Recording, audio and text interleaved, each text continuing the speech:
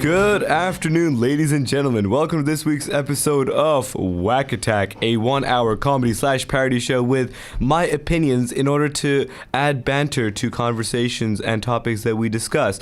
Today is a special episode. I have two very lovely guests. One of them has come to the show several times before. He's our love guru and all-around Cornish man, Dan Rice. And the other guy, he's a new guy, but he's a lovely guy, all the way from Norwich, Norfolk. We have Joe Royal. But before we get into them, we're gonna do our news stories of the day. And our first news story is about a misunderstood man who just wanted to steal cars, but then faced the most difficult obstacle in his path, as an accused carjacker has been caught because he couldn't drive manual car. Now, a Cleveland man was accused of carrying out 3 carjackings in a 10-day period, and he got arrested because he couldn't drive a manual motoring vehicle. Police said that 18-year-old Damari Wayne stole 3 cars at gunpoint between February 11th and February 21st. 2 of those armed carjackings occurred in a 1-hour period on February 21st after posting bond on the February 11th case. Police arrested the dude on February 12th after he alleged stole a 2004 Acura by force the day before. Now, first, let me say this guy has a very stale taste in cars. If you want to rob a car, rob a Mercedes-Benz, not an Acura. Like, I don't even know what an Acura is till I research this story. He's probably better off stealing a Prius, which is more economical in terms of mileage for the theft that he actually undertook. On February 21st, hours before posting the $10,000 bond, Wayne and his 15-year-old sidekick committed the other 2 carjackings. This to me sounds like a gangster version of Batman. The dude is called Wayne, he lives in the ghetto, and he has a younger sidekick, and he commits car theft. That should be the next Batman movie, The Dark Knight Carjacks. But instead of the Batmobile, he would drive a jacked-up Acura 2004. Now, back to the story. In the first jacking incident, the teen allegedly put a gun to the right side of a 40-year-old woman and said, "Hold up now, you know what time it is?" And the woman, of course not knowing what time it is, kindly asked if she could get her purse back. Now, the unidentified team said no and jumped into the victim's Jeep Cherokee. They then threw the woman's shoes out of the vehicle but kept the purse, because unless it's a Yeezy or a Jordan, they don't want her shoes. Now, a short time later, the teen approached a 23-year-old man sitting in a Ford Mustang and told him, "Get out of your vehicle now or I'm going to blow you away." This, in my opinion, sounds more kinky than actually threatening. Wayne appeared to then grab both the man's wallet and cell phone from the center console. And this is where things got a little sticky. And they didn't get sticky because the sidekick tried to quote-unquote blow away the victim, but Wade and his younger accomplice discovered that the car they were allegedly trying to carjack had manual transmission. Neither of them knew how to drive it, and allegedly made the car owner tell them how to work the gears while threatening him with a weapon. The duo couldn't get things in gear, got frustrated, and then ran away with the victim's cell phone. Now, authorities used the cell phone to track them down at a nearby train station, and then they got arrested. They found the soft gun, the keys to the Mustang, and the Jeep Cherokee, along with the owner's phone. Now, Wayne was charged with counts of aggravated robbery and is being held in jail for $100,000. And he was scheduled to appear in court this Monday afternoon. However, his underage accomplice has yet to be found. He is somewhere running around stealing cars. Our next story is about a class experiment with some spooky consequences, where a kindergarten teacher has been put on leave for using an Ouija board in class. A Milwaukee kindergarten teacher has been placed on leave after she reportedly used an Ouija board in her classroom. They removed the unidentified teacher from her classroom on Tuesday night after a parent complained about an incident that happened at the elementary school. And can I add, the school could not sound more demonic. Like, Conjuring 3 probably has a demon called Zabaleki. This elementary school is called Zabaleki, which legit sounds like a demon. Now, basically, the teacher used the board as a prop while telling a scary story. The complaining mother, who was also unidentified, said the 5-year-old son had been having nightmares since then. He's scared to go to bed at night, to be in the dark, anything alone, she said.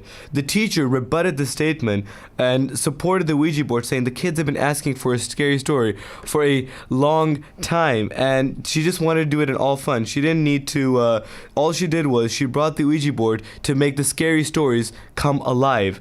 Now, I get where the teacher is coming from, but imagine if the students students asked her to do a World War II demonstration, would she just walk into the classroom wearing a swastika band just so the kids could have a visual concept of what World War II was like? Now, the teacher added that the Ouija board has been in the class since October, to which I say, why would you have an Ouija board in class? Like, you're a teacher, not a Ghostbuster. What if a kid gets possessed like in The Conjuring? There's nothing more scary than a demonic kid spinning their head 360 degrees and flying around like Iron Man. It's just a scary sight. Now, depending on the outcome of the investigation, the teacher could come back to the job or be permanently fired.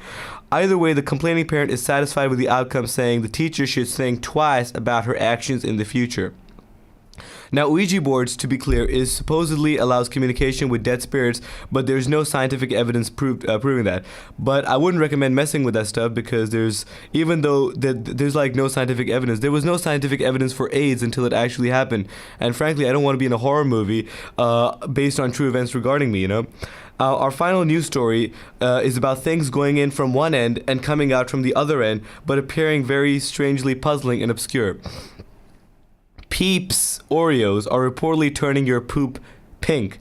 Some people who are eating the new Peeps flavored Oreos are apparently having pink feces.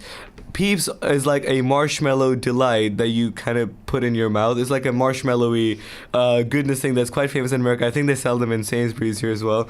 The limited editions were released a few weeks ago, and since then there's been piles of evidence, pun intended, because piles cause pink poop, and no one knows that better than I do, suggesting that blending the two edible icons has some strange effects. Food blogger Junk Food Guy gave the Peeps Oreos high marks, calling it a sweet sleep flavor bomb, but he warned the readers, saying, quote, this is quote from him, "Dude, the cream turned my saliva pink bright pink. This is sort of horrifying. This is the type of food dye where an hour later, where I went to brush my teeth, it turned my toothbrush pink. What the heck? What the heck?" And others noticed similar effects as well. To emphasize, all of these reports of pink poop from the Peep Oreos are strictly anecdotal. Not everyone who has sampled these delights has had the same experience. A local peep eater said that they've consumed the thing several times, but they haven't had pink feces. And Oreo, the actual Oreo company, went on to say that the food coloring is called FDC Red Number 3, and it's been used consistently in the U.S. Food and Drug Administration regulations. It's not a restricted program, which is not saying that much since they allowed the sale of cancerous Nutella among silicone sausages. So I wouldn't trust the FDA on that. Now, there isn't really a moral to the story, but just to know that Oreo Peeps turn your poop pink. That's the moral of the story. Now, next up, when we come back, we're going to be going head-to-head with Dan Rice and Joe Royal. We're going to have some nice conversations. Before that, we're going to play a song by Enrique Iglesias. This is Sume de la Radio. Enjoy, everybody. Súbeme la radio. Tráeme el alcohol.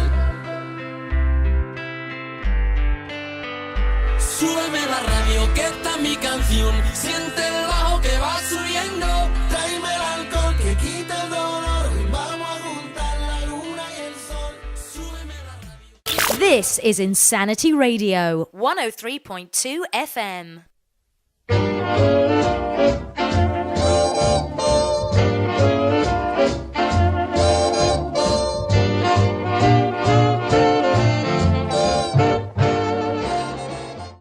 Don't you say I'm smart and have the kindest heart. Oh, what a wonderful sister I'd be.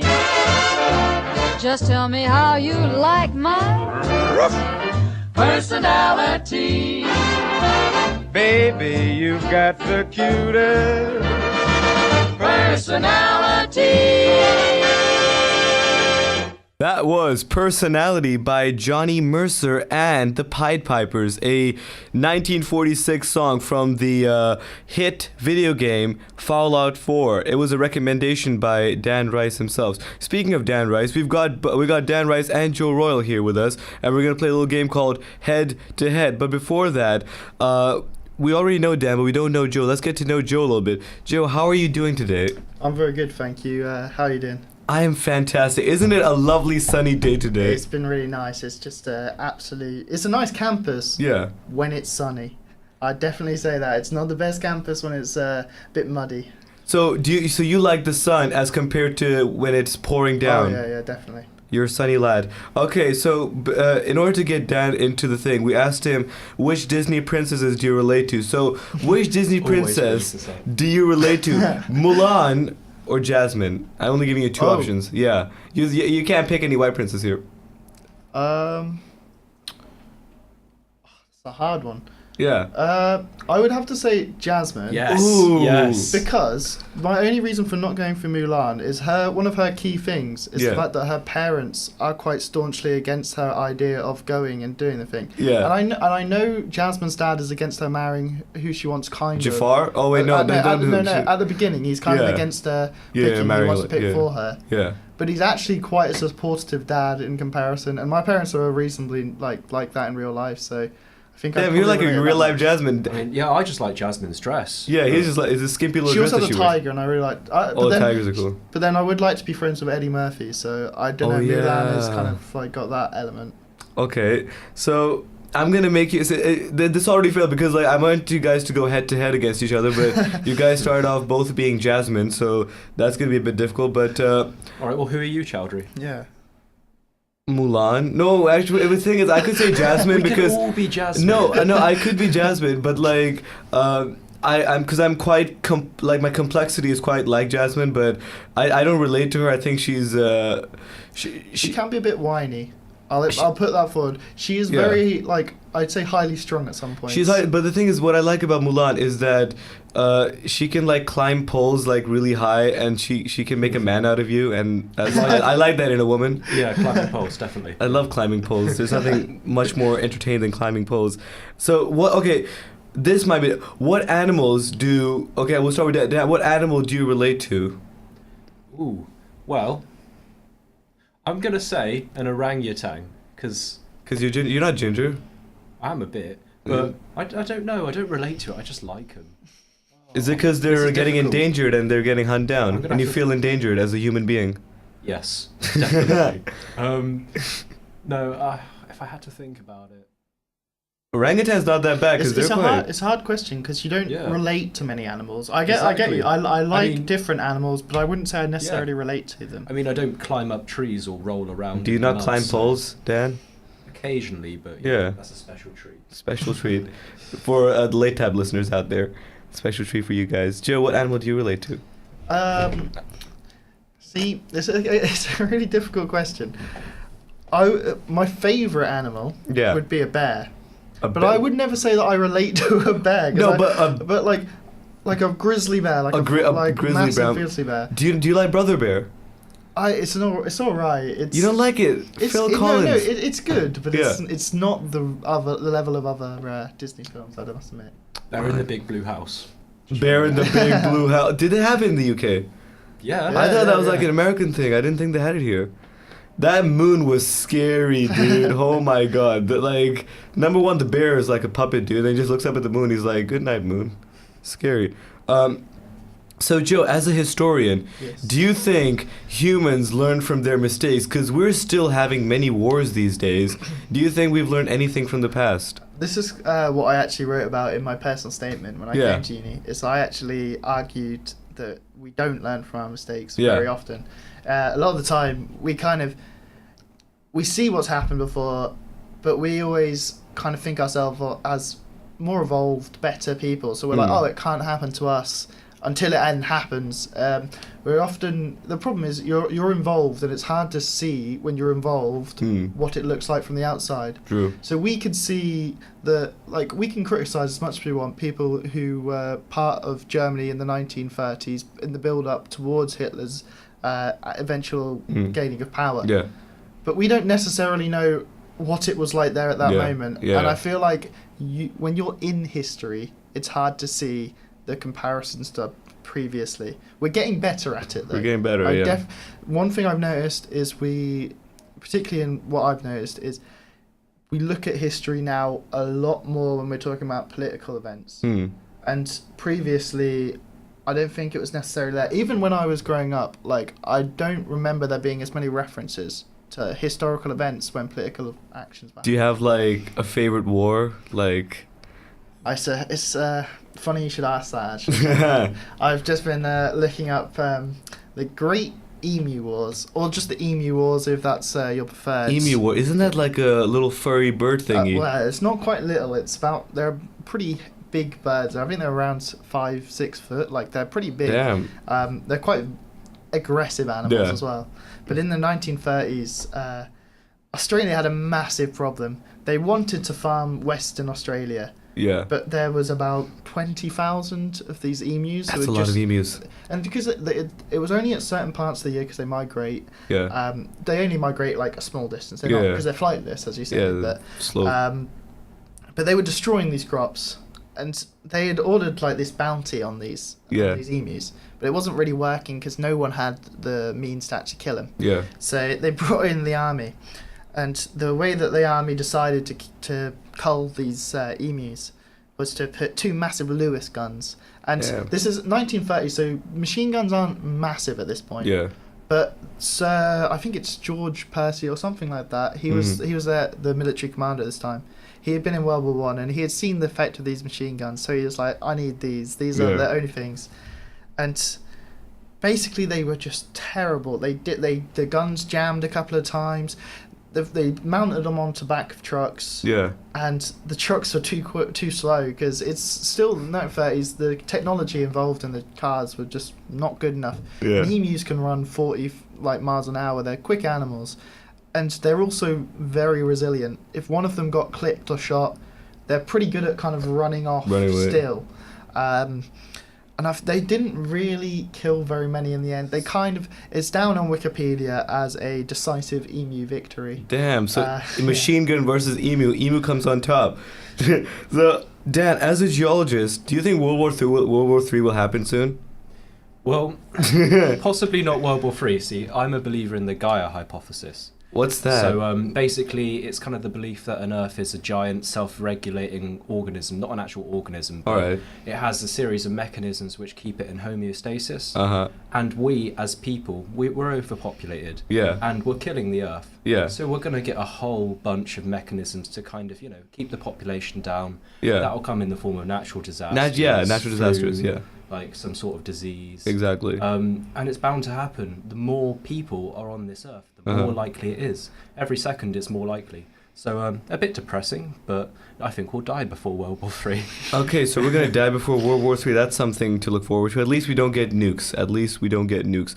Next up, we're going to be playing a song from down south in Texas. This is She Thinks My Tractor Is Sexy by Kenny Chesney. Now, normally women find other parts of men on what men do attractive, but Kenny Chesney tells us how a female can find your tractor extremely appealing.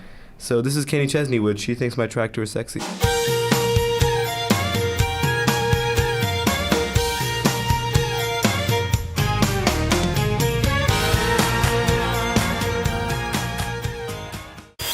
This is Insanity Radio, 103.2 FM.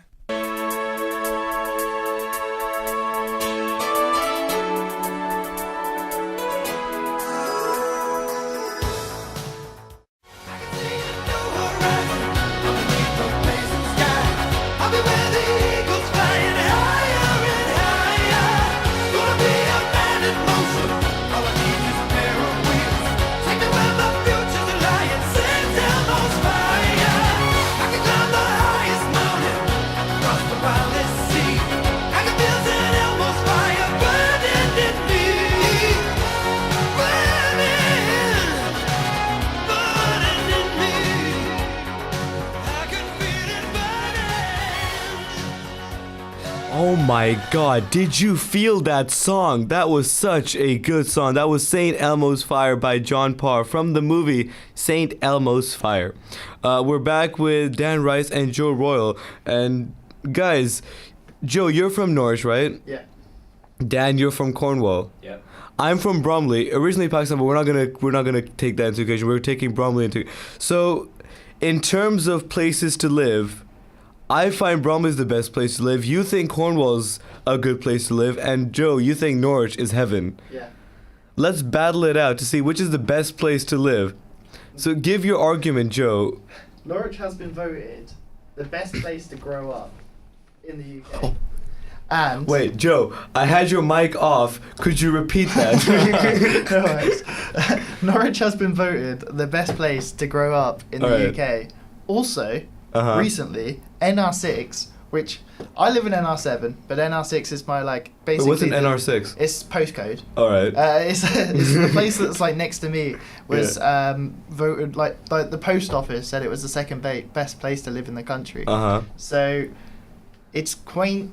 It's big enough. Some people could find it too small. It's a bit rural. Transport links are shit. But besides that, sorry about that. But besides that, everything's good. Okay. No, but see, you're bringing it back to rankings, right? No, do rankings really show the essence and the culture of the place? Because I'm originally from Pakistan. Ranking-wise, we ain't that good, but I had a pretty good upbringing. Dan, Cornwall, same thing. Not too good in the rankings, but I'm sure you had a pretty good upbringing. Okay, so I'm repping TR14. TR14, okay. Right, and the thing with TR is 14, is that it is voted one of the most poorest, probably the poorest places, areas in Cornwall. And with that comes a sense of desperation and danger, which is unique to the place. That is great. So you lived your childhood with the thrill of you don't know what's going to happen one exactly. day. You could get mugged or anything. You could get mugged, or we talked about the high pregnancy rate. One day you're a normal child, next day you have children. Exactly. You have children. In Norfolk, in Yarmouth, we do have the highest STI rate in the country. So Damn. Just to counter Wait, Cornwall doesn't have that. In Camborne, we have the lowest car rate ownership. Okay, so I'm gonna bring it back to BR2, BR for Bromley, and 2 for where I am. So we were voted best place to live in London. We've got greenness that Surrey. Okay, we're kind of offending a lot of Surrey people because this broadcast made to Surrey. Surrey is a beautiful place. Just guys need to have more things to do over here. A Marks and Spencer's would be nice. No, they do have one. Yeah, there is one. Okay, an Asda would be. No, wait. Why do we need an Asda? We don't need an Asda. No, a TK Maxx. Do we need that? Why TK Maxx? I don't know. I'm thinking of things that are in pasty. Is there a pasty shop? It won't be proper pasties if. Alright, so no, what they need is because in Bromley we have a Disney store, we have Build-A-Bear, we have Toys R Us, we've got TK Maxx, we've got Nando's. We don't have Nando's in Egham. Bring Nando's to Egham. So, do you guys have those facilities in your lands? Yeah. I had Nando's for the first time when I came up here. We don't have Nando's. So you guys are deprived of Nando's? Yeah. Yeah. Well, we have them in Plymouth, which is an hour and a half away. But I had my first cheeky Nando's. Cheeky Nando's. Recently, yeah.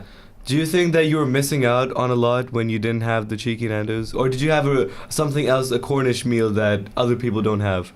Well, obviously we have the pasty, so that pretty much replaces most of our meals.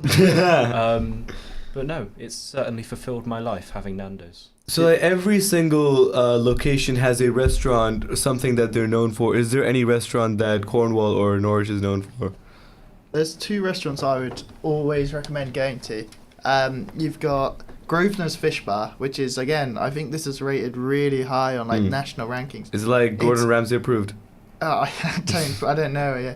I'm sure they probably have an endorsement somewhere, but it's really, really good quality. It's really nice, and you can, if you order, you can go and sit in the pub across the road, and they'll bring it over to you, so you can sit in the pub, have a drink. Yeah. Really good. But if you're looking for a proper meal, I'd definitely recommend Prime, which is a restaurant above a pub in Norwich. We have a lot of pubs. I'm sure there's the same in Cornwall. It's a steak restaurant where you cook your own steak on a volcanic rock. Volcanic? Yeah, and it's absolutely astoundingly good. I always recommend visiting if you're in the area. Volcanic. Dan, you're a geologist. Volcanic rocks to heat steak. Does Cornwall have something like that? No, we don't, I'm afraid to say. But we do have 3, I will recommend 3 places in Cornwall. Yeah. One purely for the name, which is Rick Stein's restaurant. What's a Rick Stein? Rick Stein is he's a celebrity chef. All right. And then there are 2 others, the Rising Sun Pub in Truro, which is bloody lovely. Yeah. And the Porthminster Beach Cafe, which is really good as well. Beach Cafe, is that open all year round or just in the summers? Because all year round. So you guys, if there's a storm coming, you're like, we're open, come to us. We don't care, rain or shine, come to, what's the place called? Porthminster. See, the thing about Bromley is that we don't really have many local brands. So we have, your Prezzo's, your Nando's, your McDonald's, so I guess that's the top 3 for me. We have Gourmet Burger Kitchen, that's pretty nice. You guys ever had that? Yeah, I got Gourmet Burger Kitchen. Best burger, in your opinion? Best burger place. To me, to this day, I will stand behind Five Guys from Covent Garden. Nothing has beaten that to this day. It's better than Five Guys. Five Guys is like water paste. What are you saying? The burger, it's very tasty. I'll give them that. But the quality of meat at Five Guys is so bad. It's really, really bad. Look, when I have my meat, I want juicy meat in my mouth, and I get juicy meat in my mouth. So as a newcomer to the London area, what is the one place both of you would recommend that I go to for a burger? I think I'd have to go GBK for like a standard. No, GBK is too posh. You want your burgers to be slimy. It's a little bit expensive at GBK. I'll say that. No, But Five Guys is also very expensive for fast food. No, Five Guys is expensive, but one thing is that GBK makes your burgers look like you're in a posh restaurant, whereas Five Guys, you have like a brown bag, nothing on it, grease stains everywhere. You open foil. The foil on the burger, and then when you go in for the bite, you're getting either type 2 or like some form of like cholesterol increasing disease. It's beautiful. That's what a burger is all about. Do you not agree with that, Joe? I'm a massive meat advocate. I love meat. I always go for quality of meat rather than the flavour is important, but I don't think you get a better flavour than a really good quality meat. No, but okay, so is this the Norwich meat that you're complaining? Because have you been to the Covent Garden one? I've not, no. So go to the... I've had a really bad Five Guys in, what's it called? Blue Water. But I think a place... maybe it's the Norwich meat. The Norwich Five Guys is new as well, so they might get better. I'll have it again and I will come back. No, come to Covent Garden. I'm going to take you... I'm going to force you to come to Covent Garden. So you're saying you've never had bad meat, Chaudhry? I've never had... my meat has always been succulent, fine, juicy, tasty, and it always fills me up. Fills me up good. My meat fills me up good. They weigh nothing. They weigh the burgers. They weigh in Five Guys. Yeah. What are you talking about? You get the extra cheese and the extra patty. Well, yeah, but like the actual burger itself is so thin. You're not going to make gains in Five Guys. Gains are for the gym. Dan, you gain a lot. Do you lift burgers for that? Yes. Oh my god! From Gourmet Burger Kitchen. You can tell the quality of the meat if they're heavy burgers. It means that there's actual meat rather than just injected with water, which I. They're not okay. This is one reason why. What's your postcode? NR7. NR7. The meat is injected with liquid. Well, no, I just said the opposite. Wait, did you not say Five? No, but you said Five Guys in. Oh yeah, but I've had like burgers and stuff like elsewhere. I've had a Five Guys, in Nottingham, and it was pretty much the same. Like Nottingham, Norwich, same thing, right? I must admit, the second time I went to Five Guys in Norwich, it was better, but it still wasn't.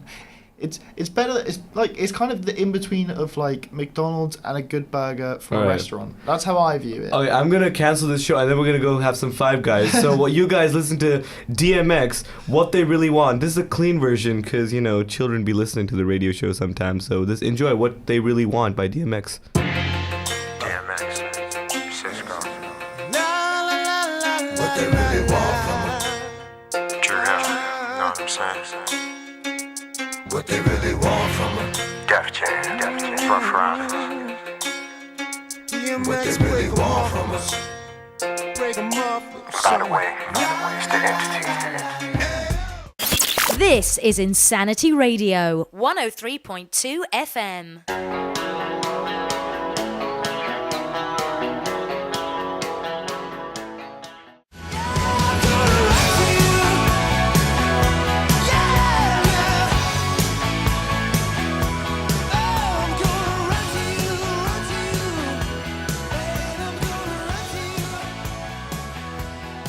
That was Bryan Adams with Run to You. What a record to just cruise to on a lovely sunny, I've said this twice now, sunny Thursday afternoon when it's 16 degrees outside.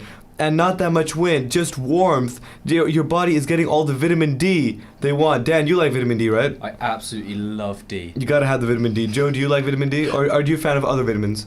I like a bit of A. Oh, you like A. Oh, vitamin A. Oh, that's kinky. Okay, so thank you guys so much for being on the show today. I appreciate your kindness and generosity and the conversations we've had. I've learned a lot. Emu War and Cornish STI. No. Gaia hypothesis. Gaia hypothesis.